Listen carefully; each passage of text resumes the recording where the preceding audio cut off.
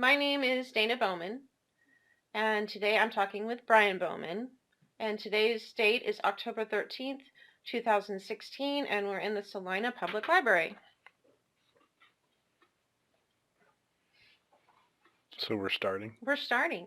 All right. How you doing? I'm fine. How are you? Just wonderful. I feel a little corny. Tell them who you are. My name is Brian Bowman. I am Dana Bowman's husband. This is my husband. We've been married for 10 marvelous years. Yeah. It's very good to use the word marvelous when you can because it's so underused. That's true. And it always makes me think of that Saturday Night Live skit. You look marvelous. Which you do. You look marvelous. Thank you, dear. Do you have any questions for me, sweetie? Well, I have a ton of questions. What's for dinner? No, I'm just teasing. I don't know. Probably fast food. What drew you to me when we first met? I have no idea, except that you were like the last person standing, and I was 36 years old, and I really just wanted to get married. I'm just kidding. I was old when I saw you, and most of my friends. I was older. Yeah, it's true. You were 37. Most of my friends had already gotten married, as you know. You were there, and I saw you across the room. I've told you this, right? I saw you across the room and you were eating, which you usually were, and it was at a party and you were by the buffet table and you were eating, and there was a little voice in my head that just said, that's the one you're supposed to marry. And I thought, thank goodness he's cute, because I didn't, I just kind of followed the directions that God appointed to me and said, marry that dude. And if you hadn't been cute, I would have been really ticked off. So, what drew you to me is that you were a goofy guy, but also somewhat together and mature. And so, therefore, honestly, I don't really know what made us end up together. I think we were very suited for each other in many ways, but we were very not suited for each other in others. And so we just hashed it out, and we were supposed to be together. Does that make sense? Sure. How do you feel about what drew you to me? Your heart. What about it? Just very kind and thoughtful. And I am not very kind and thoughtful anymore. Well, you seemed that way at the time. You're supposed to argue and say, yes, you are, dear.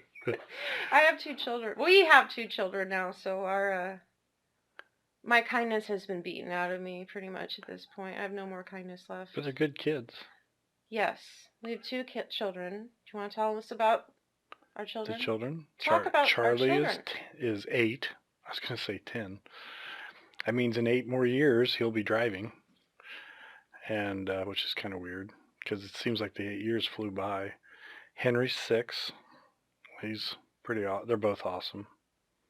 Henry's the clown and Charlie's the lawyer. That's what I kind of think of them in terms of in my head. I don't ever tell them that because that would probably be harmful in some way, some parenting way.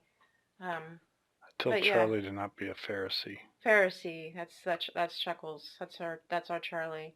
But yeah, we had these kids about 3 or 4 years into when we got married. So we got married later. And how did you deal with that? After the kids? Shush. Really? Just teasing. I have to say, let's just take a step back. I have been interviewed by radio personalities. I've been interviewed by TV people. I've been interviewed by doctors for the whole recovery thing. I have never been interviewed by my husband. So this is really... treat this like a job interview? I mean interviewed about my... Tell me a time that you struggled and how you dealt with that. I've struggled being married. And I've dealt with it by yelling at you. And throwing carrot cake. And throwing carrot cake. The carrot cake story, now we know. The carrot cake story. All that other stuff was cut out. Kind of a good one, since we should probably tell a story, because stories are what interest people. I am a writer, and I am not, and you are not at all. That's one of the things that I can write. No, you can't. No, I mean you can write, But as far as like, no, that's not your thing. Um, I have read you or given you my stories for ages, and it's still whenever I give them to you, you're like, those are great, and that's all I get. So I have learned that the writing thing is not something that is our language to communicate on. It's not really a platform for us to like meet on by in any way, shape, or form. I don't know what our platform to meet on is. It's not sports because that's your thing, right? I love sports. Why? I enjoyed playing sports growing up, and I've always been interested in the strategy and the skill. Really enjoy watching elite athletes do their thing. I like all sports. I know. That's true. Every weekend we're Track watching and them field, all. rugby, Rugby, baseball. Love baseball. rugby. Anyhow, so you're the sports guy. Competition makes my stomach ache, and the only sport I ever played was track, and that's because it didn't involve equipment. I used to be fairly competitive. I'm not near as competitive as I once was. Yeah, you've actually turned into the soccer dad that doesn't like lose it on the Flip out. soccer on the sidelines. Yeah. I'm the one that loses it when I'm watching them. I don't know why that is. I think it's just because I'm quirky. But anyhow, I wanted to tell the story of the carrot cake because I felt like that would be kind of an interesting introduction to our marriage and what it's like. So what happened with the carrot cake? Okay. Well, back in I don't know, however many years ago, Probably second or third year of marriage. we had been married for longer than that because here's the story. Is it post Charlie? Yes, because Before Henry, though, right? yes, I actually am not quite sure about the logistics, but I do know this. We were married, and then my whole life blew up, and I ended up becoming a mom in recovery, which means I drank too much and then I quit. And so I found myself. The carrot cake incident did not occur during the drinking period of our marriage. You would think that it would have once you hear about it, but it didn't. It actually occurred after and when I had gotten sober, and it was kind of really the epitome of bad behavior on my part. So I think it was either your birthday or our anniversary. I can't remember. I don't recollect. And you love carrot cake because you're weird, It's and healthy. I think carrot cake is just a waste of flour. But I made you a carrot cake, and I even did like the pretty two-layer Martha Stewart kind with the cream cheese frosting, and I didn't make it like a sheet cake. I really worked hard on this. It was on a cake pedestal and everything, and I remember it well because I worked over it for a long time. And then we had dinner together. I made you like your favorite dinner. But the whole night, for some reason, I was just simmering. I was on low simmer, and I was really, really ticked off. And long story short, after the boy, it might have been both boys. I don't even know. We put one of them to bed, whichever one was around, probably Charlie. And then I threw in the entire carrot cake at you You in the didn't throw kitchen. the whole carrot cake at me. You threw I pieces grabbed of it. it. I grabbed it. I remember because I could even feel it in my hands when I grabbed it, squish through my fingers. I just threw it across the room. I probably didn't throw it at you. I think I threw it in your general direction. Oh, you threw it at me. And I But think your pieces of it. face afterwards was legitimate shock and awe. I was The a little military aims surprised. for shock and awe, and I got it that night. I was very surprised. Your jaw just dropped. And to this day, I don't really have a good explanation as to why I was that angry, but I was so ticked. I think it's because I couldn't drink and I wanted to be able to celebrate. And I was not really that thrilled that night about being married with a kid and a husband and living in my house and being a mom. And just to be honest, and there are days when moms have days where we are like, this job can just bite me. It's just a really grueling job. And so I was having probably one of those days, and when I would have those days before, I would have a glass of wine to help smooth over or frost the edges. Did you see that? Ah, that's good. Yeah, that was good. That's why I'm a writer. Anyhow, I would have a glass of wine or two or 7. 3 or And I couldn't, and so I just kind of snapped and I threw the carrot cake at you. And there was really the weird part about it is that we were not having a big fight prior. I think you had made the dreaded mistake of tilting your head and doing that thing where you tilt your head. Yeah, and then you go, "What's wrong?" Like if you did it right now, I'd probably throw this cup at your face. what's wrong?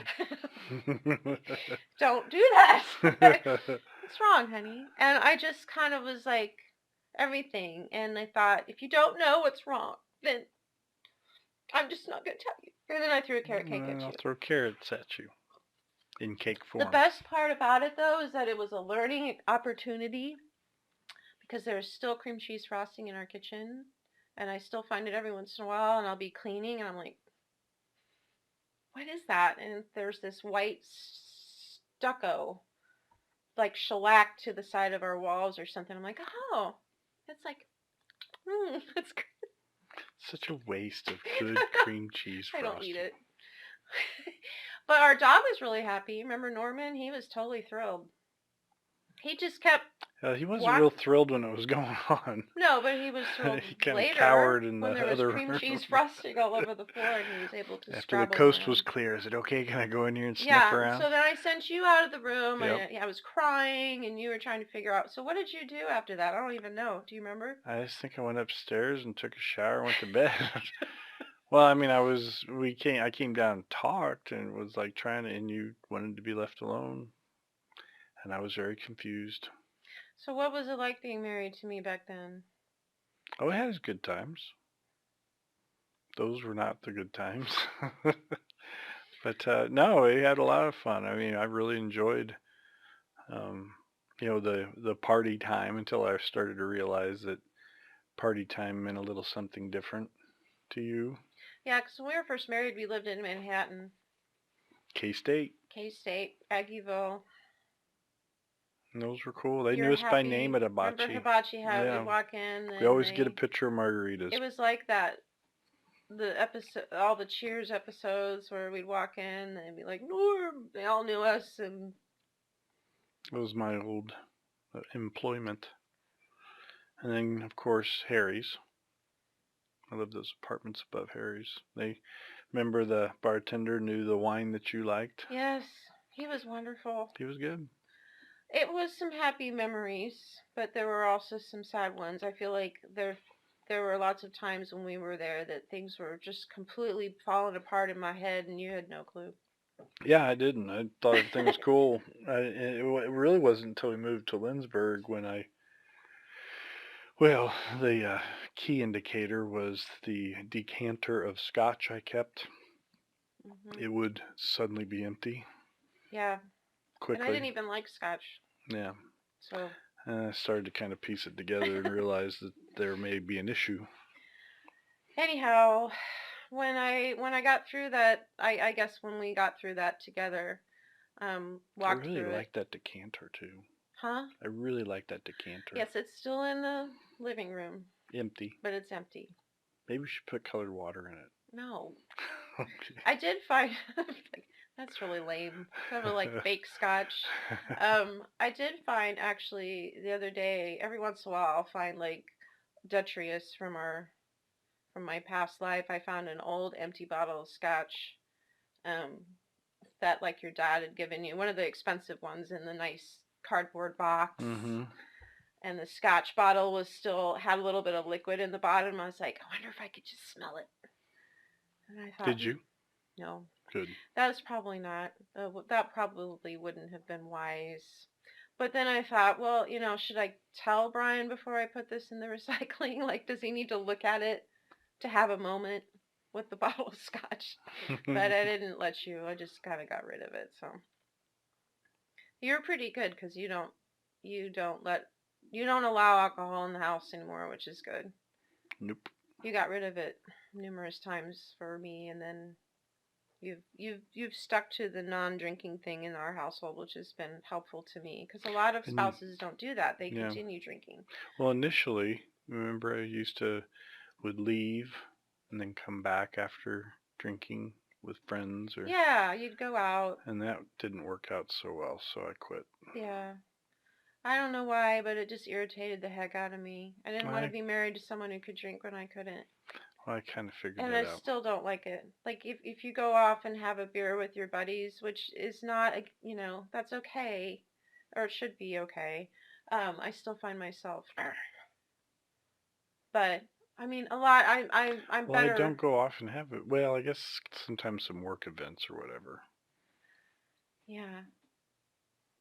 You wanna? We can have a fight about this right now if you want. I'm just No, kidding. but I really try to not come home with alcohol in the breath. Yes.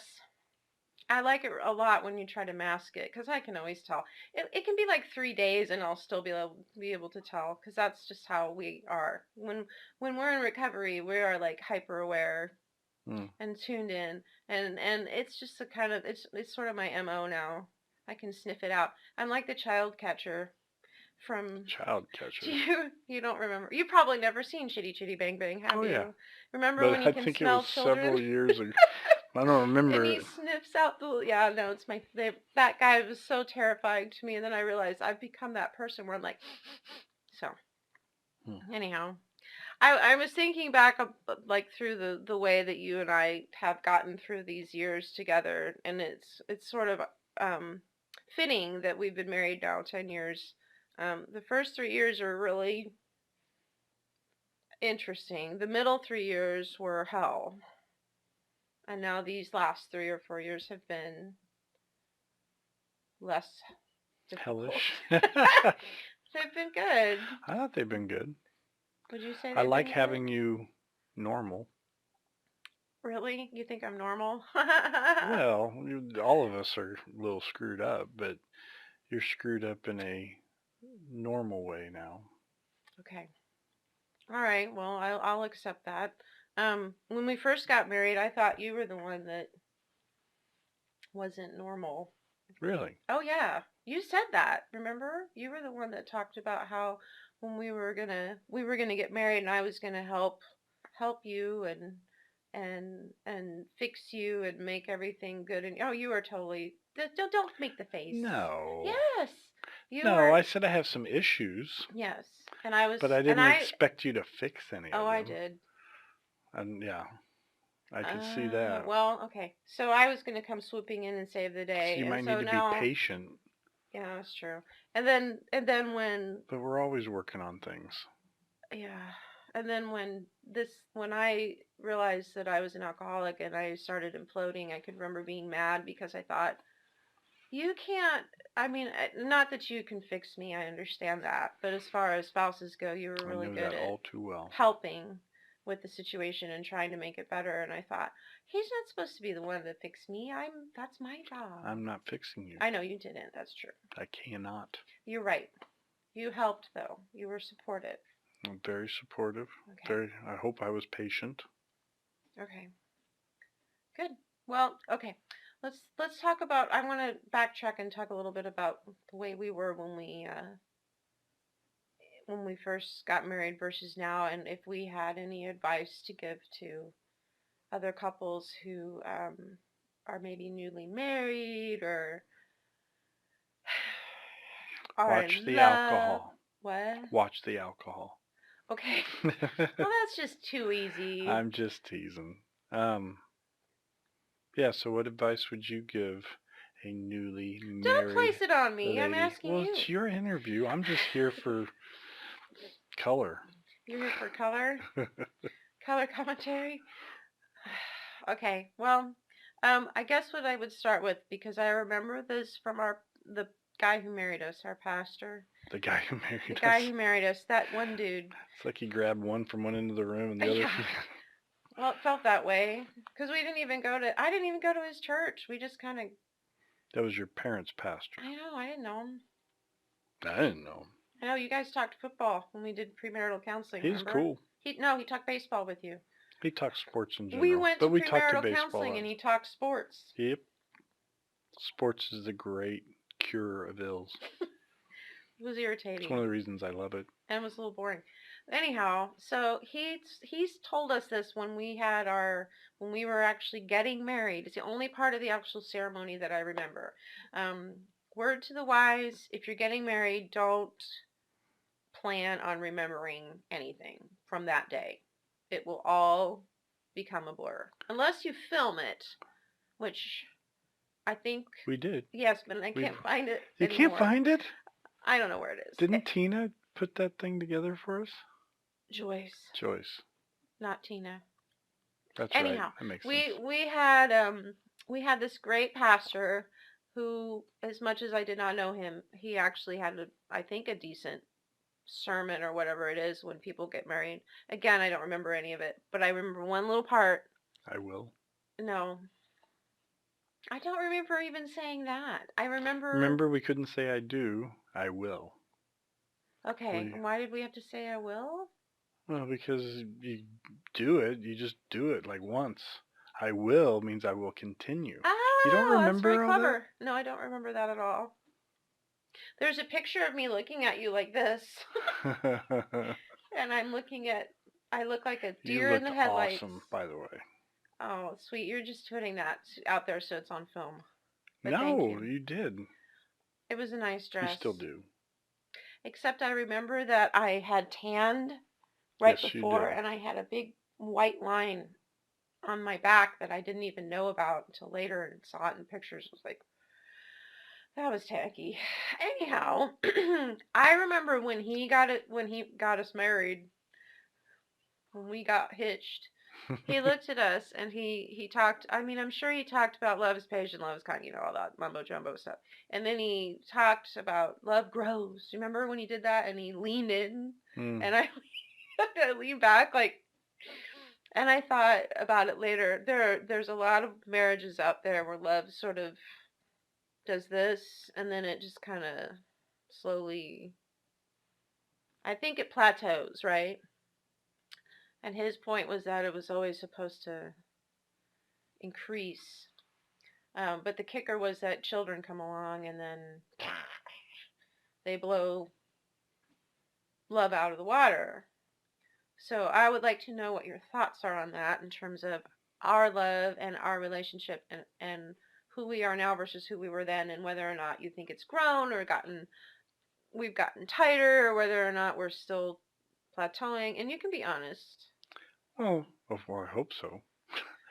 I think it's grown. I remember I thought I loved you a ton. And then you just thought it was cute, though. And then when Charlie was born, I didn't realize I could love more. I think my love for my parents, too, increased. Why? Well, I think of all the things I put them through. I know.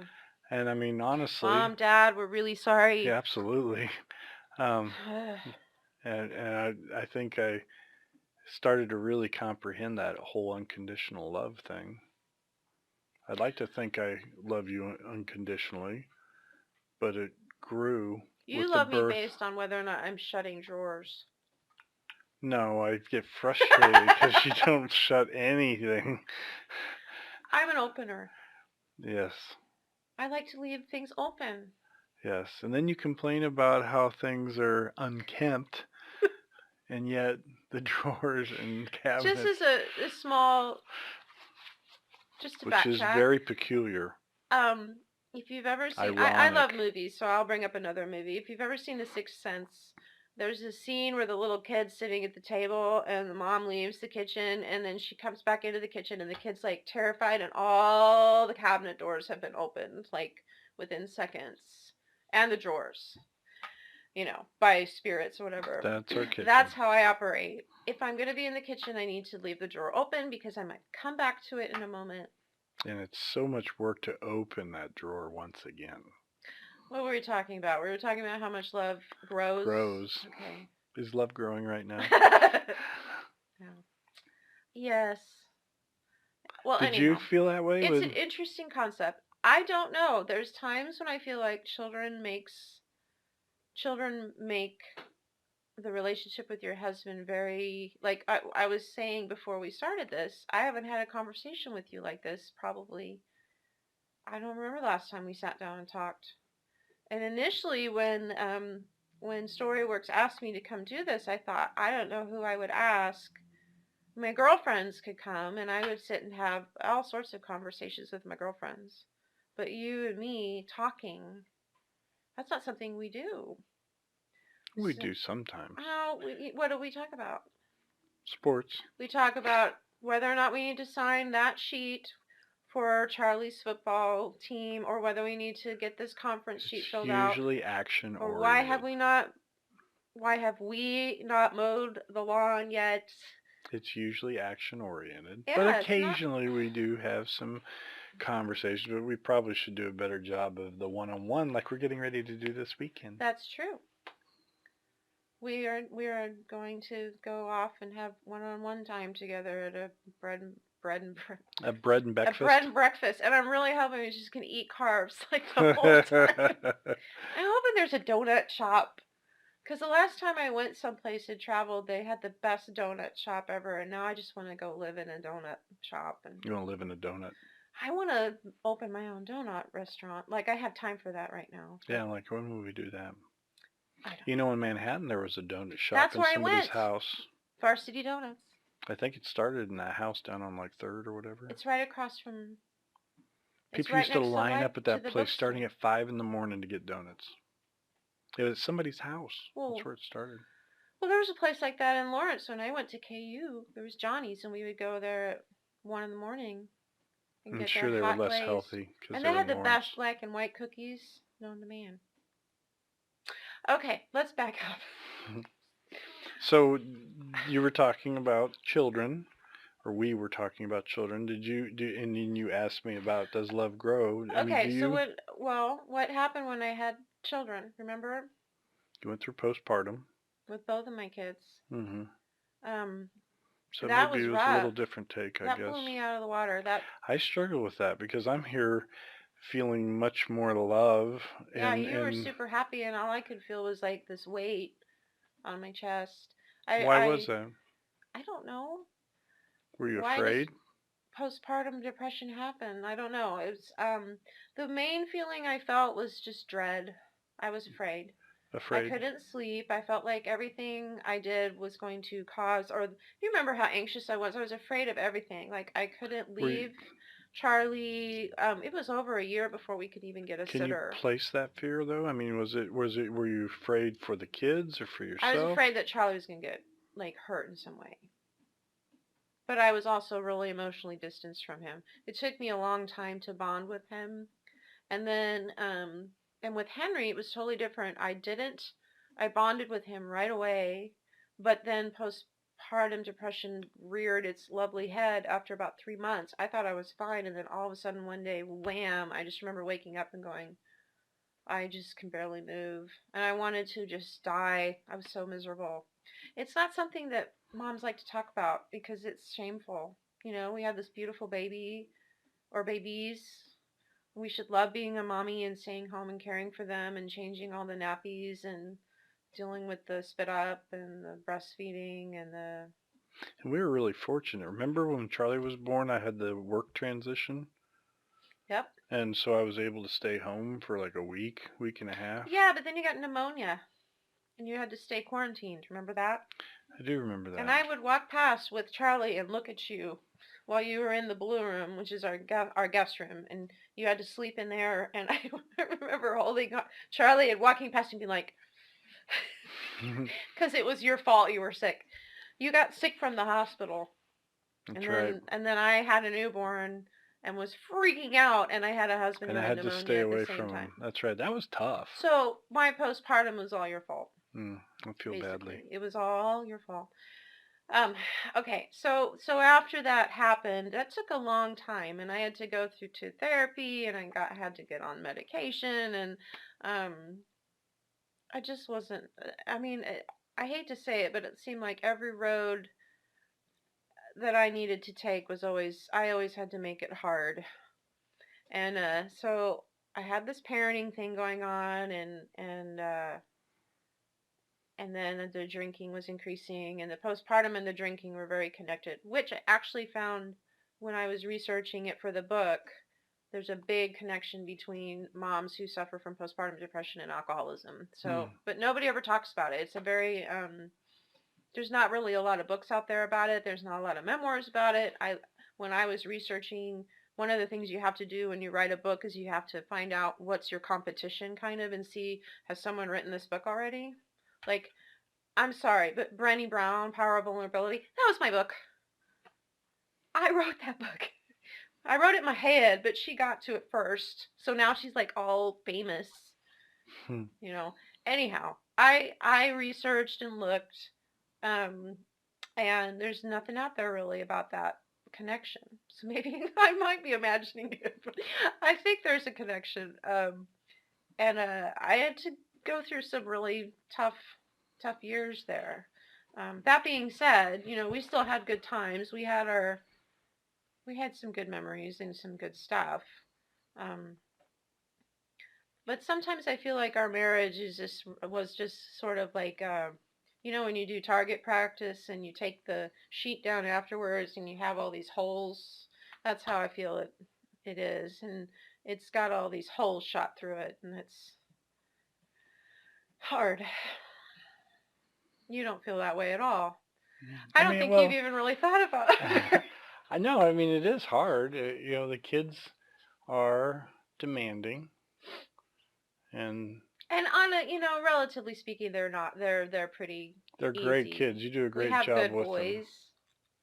You've done a great job. I think they're really well thought of.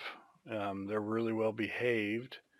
For the most part. Well, they have their moments. I mean, they're kids, but I almost want to show off sometimes when we go to the church or the restaurant. It's like just signal and they actually come.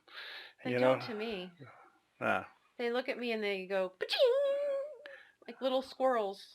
But I mean, that's prideful. I don't. But that would be prideful. It's kind of cool though. They were really way, and I have to credit you with a lot of that because you're with them 80% of the time. I work. I come home. We eat.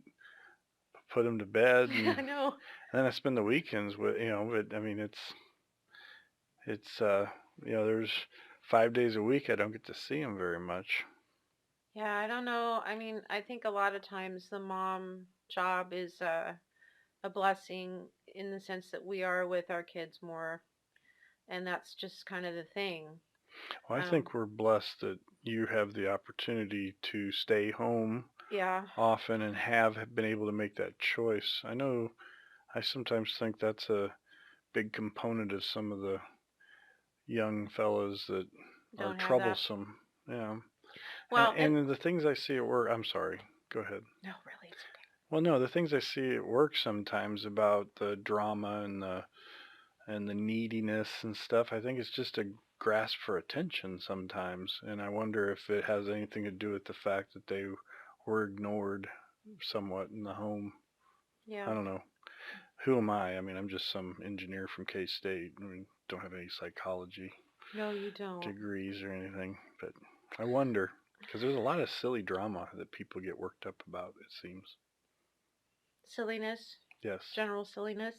It's cool to be just silly. I like silliness. But not silly drama. But yeah. Okay. Well, I that being said, and all, looking at marriage and relationships, I see other marriages and I see other people who are falling in love. Like I have a young friend right now who she might be getting married soon, and or he might be asking her to get married. Ooh, exciting. Yes. And I think, now that we have finally hit that place where we're no longer newlyweds, I don't know. Heck, I was thinking I was a newlywed. I just like to call myself a newlywed. We've only been married 10 years. That's still not a lot in comparison. But I was still calling myself a newlywed like after 5 years of marriage. But mainly because I just felt so clueless at it and I didn't understand the idea. I thought since we were getting married when we were older, I was 36, you were 37, that we would, quote, have it all together and that marriage would just be this like really easy linkage of two humans who are already pretty formed. You know, we've been on That this was earth. part of the problem. Well, we've been on this earth for 36 years, and so I had for my 37. habits. You had yours. Yeah. And so therefore, now 10 years in, I think, you know, we've kind of hit a groove, and in a way that's really good. It's a good groove. Yeah. Like, I've finally learned that when it's Saturday, I'm not supposed to come up to you, come bounding up with my list of things that you're supposed to do today. Because to me, Saturdays were the day of get it done. And that was from my family. That was from my father. My father, God bless him, is a man who does not like to sit still. And so on the weekends especially, and I regard Saturdays and Sundays, I just can't stand them. Because, especially Sundays, ugh. Day of rest. I hate Sunday because it's so Love boring. Sunday. And then it's all football. And it just, to me, there needs to be more football. A plan. There needs to be structure. We need to do stuff. We need to like fix everything. I need to paint the bathroom. And no, that's not what's happening. It's a Sabbath. You really love that Sabbath thing. Need a day of rest. Well, It's I work pretty doggone hard. So do you. You work hard during the week. Well, but my work is different than yours. My work is just sitting down with a computer writing, and so after a while my brain. I mean, honest to goodness, let's lay it out here. You do a lot of cleaning. You do laundry. Not as much as I used to. Yeah, but still, I mean, I try to help in some of those, but you get it done. Let's get this down right now, just for posterity. I try to help with the chores around the house. That's just crap. That's not true. I do help. But, yeah, I mean, when it comes to some of the basics like laundry. Can I tell a story about that then? Let's back it up. Sure. I can't believe that this has turned into nitpicking, but the story just I'm not nitpicking. I'm not. I know you're not. I am. I remember when we had actually divvied up chores at one point in our marriage, and there was like an actual like assignment of Where did that go? I never remember seeing it. It went away because you flunked it like big time, and I fired you. Because what happened was, well, okay, let me back this up. Do you remember how you make the bed? Because that was the beginning. Hey, I've learned. You used to literally take the bedclothes and be like, I can't, like, I don't know how. This is hard. And so the bed would look like a second grader made it, and just be like, what are these cloth things? I don't understand.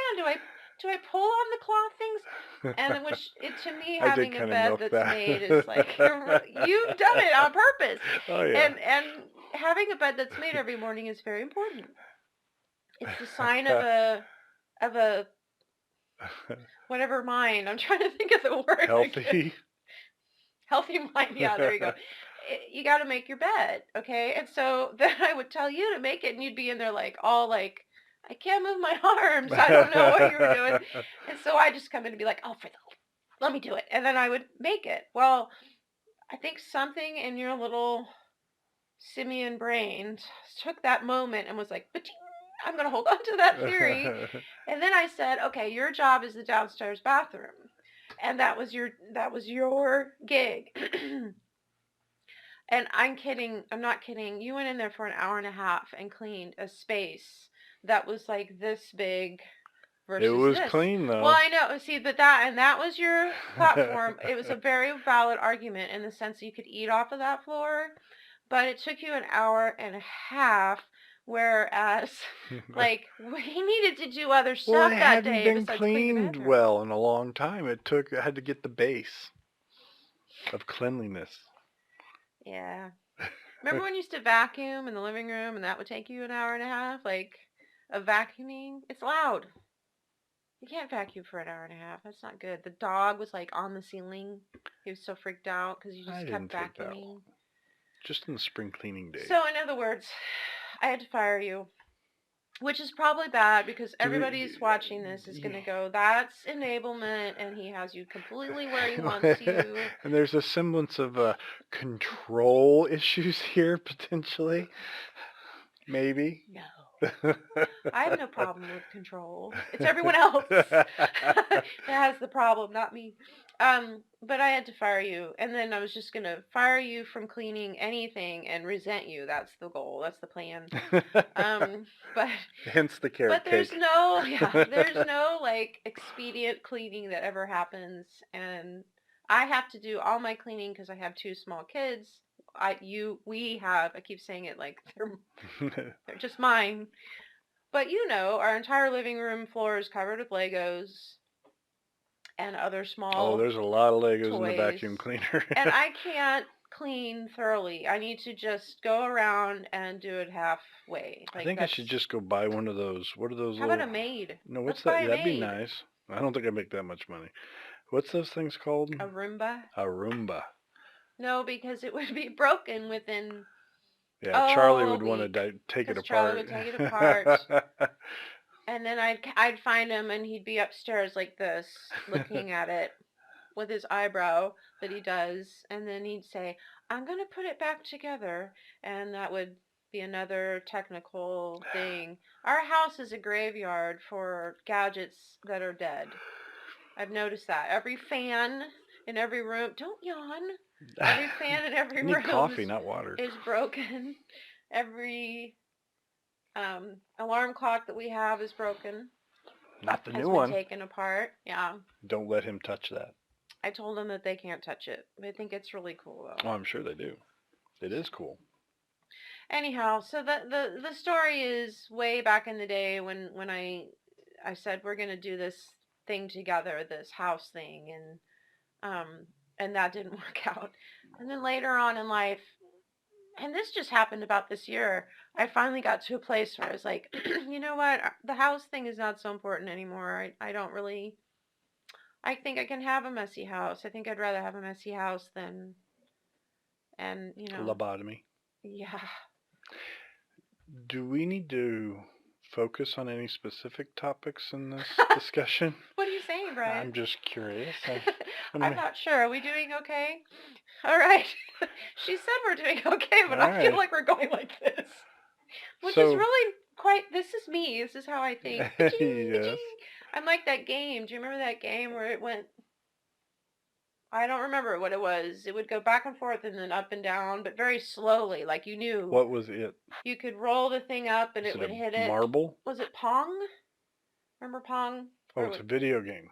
Yeah, video game. And it would Sounds like 2 words? Pong. I'm just teasing you. I remember Pong. Nobody that will remember Pong except people in our era. Yeah. Pong and Lady Pac-Man.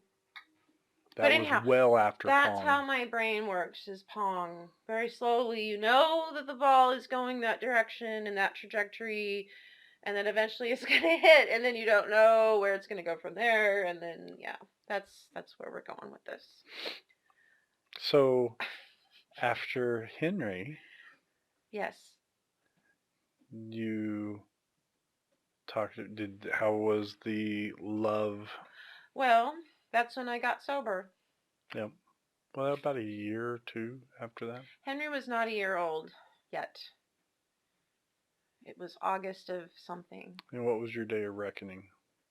That, I don't know the date. Isn't that sad? I've been asked a million times. And you used to remember. I did. And I have a journal that I need to read. I have a journal that outlines my first year of recovery. And it had like some really good step work in it. And step work is like 12-step stuff. And I found it and I put it away in a file because I was like, I just don't know if I can read this right now. But I probably should because, first of all, if I'm going to write, I'm working on another book and it would be good to kind of dig back into that time. And secondly, I know my sobriety date is in there, but it was August of something. I remember the phone call. Yes. And I remember the next day, Well, actually, the phone call thing, That and was such a blessing, though. I've been praying for that for a while. well, honestly, I'm kind of surprised because the phone call, I don't remember what I said, except that I was very inebriated at the time, and I'm kind of surprised that you got home as quickly as you did. So, and then you got home, and then we talked, and we had a fight that night too, which was really dumb if you think about it. But We had a fight? I oh didn't think yeah, we had a fight. yeah, we, we were just unraveling, honey. Everything was coming apart at the seams. You were probably relieved that I had finally, seen the light and decided, Yes. but I was not happy. It was sort of like I felt like I have to do this. I have to get sober. I have to stop drinking, but I really don't want to. When people tell you like I really want to quit drinking, I find that I was like, really? Why? Drinking's great. Like I just was so upset about the concept. So I'm sure I was drawn at you or something. Wine doesn't help. Well, I Generally, did lay alcohol out. does not help the marital disagreements just go away. We I had so many stupid fights, but at any rate, the next day is what I remember most clearly because I remember thinking, I will I never, can't do this. I I will remember that. never, I will never, ever, ever, ever, ever, ever go to a 12-step meeting. And lo and behold, that morning somehow I got keys in my hand. I remember standing and looking at you and going, well, okay, bye. I'm going. I wanted you to be like, no, never mind. Here's some scotch. Like, this is all a big fake out. Let's just keep drinking.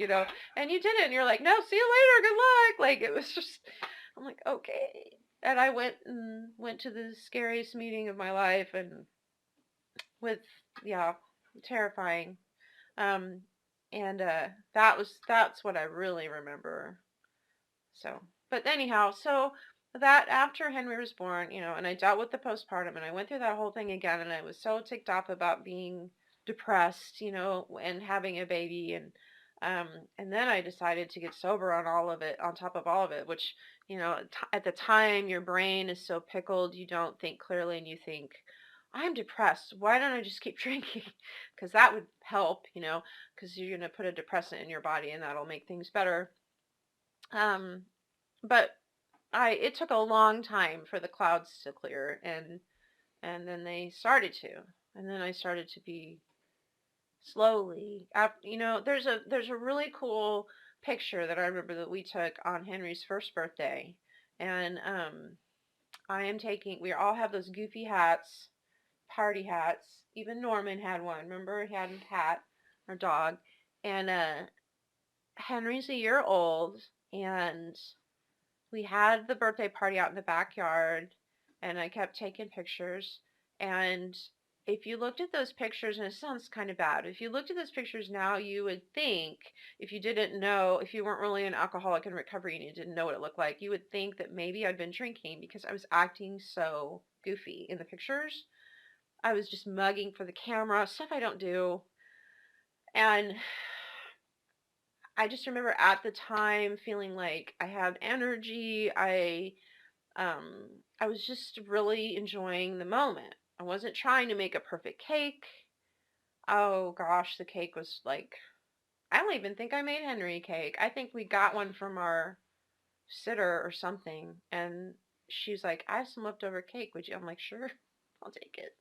And I did. So I don't know, or we had hot dogs. Like, it wasn't this big Pinteresty thing. Um, we just had a picnic out back. It was just us. I don't even think Grandpa Ed was there. I don't know. He might have been, but and we took a bunch of pictures, and Norman was getting kind of old, and so we, had him in the pictures, and it just, when I look at those pictures now, I think I can see it on my face. I can see that I'm clear. My eyes are clear.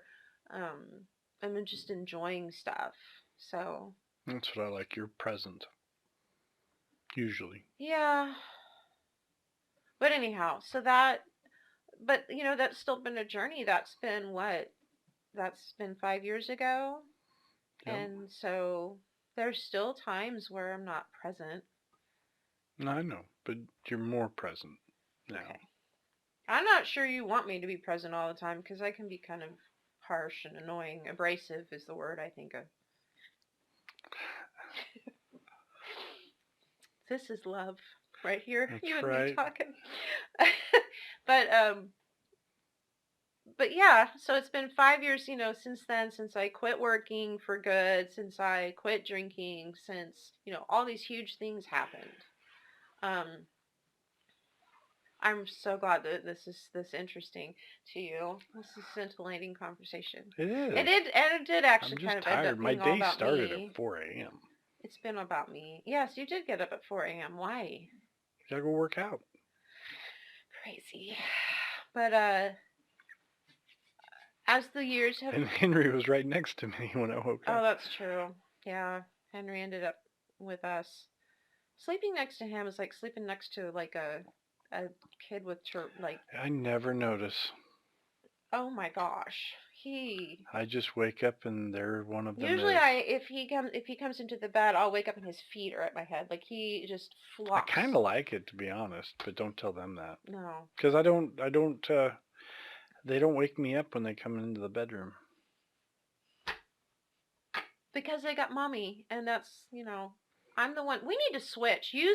I need to stop sleeping right next to the door, for one thing, so that they could stop coming in at 3 in the morning and coming right up to my face and going, "Mom," like they don't Then understand they'll just go how around to the bed. gently wake someone They'll up. just go around the bed because they'll try that with me and I won't wake up. When you're 6 years old, like Charlie comes in and he just goes like this, like, "What?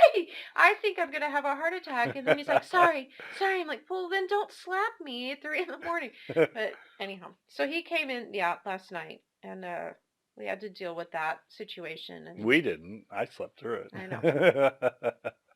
But just as a long story short, because I think we're about out of time. Boy, time flies when you're talking about your Marriage.